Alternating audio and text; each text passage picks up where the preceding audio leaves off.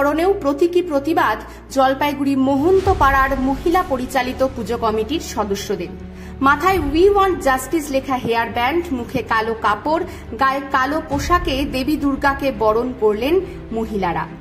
কলকাতার তিলোত্তমা ও কুলতলির উমাকাণ্ডের প্রতিবাদ পুজোর মধ্যেও জারি রাখলেন জলপাইগুড়ি শহরের মোহন্তপাড়ার মহিলা পরিচালিত পুজো কমিটির সদস্যরা। গতকাল সোমবার রাতে শহর জুড়ে মৌন প্রতিবাদ মিছিল করে দেবী দুর্গাকে পালপাড়া থেকে বরণ করে প্যান্ডেলে নিয়ে আসেন কমিটির সদস্যরা। এদিন তারা জৌলুসহীনভাবে কালো কাপড়, হাতে স্লোগান লেখা ফেস্টুন, মাথায় we want justice hair band লাগিয়ে প্যান্ডেলে প্রতিমা নিয়ে আসেন। এরপর দেবীকে বরণ করে প্যান্ডেলে তোলা হয়।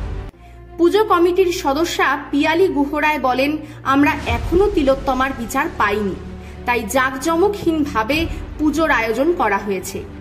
একদিকে পুজো হবে, তারই সাথে পুজোতেও বিভিন্নভাবে আমাদের প্রতিবাদ চলবে। আপনারা দেখছেন নর্থ বেঙ্গল সমাচার, উত্তরের বার্তা, সত্যের পথে।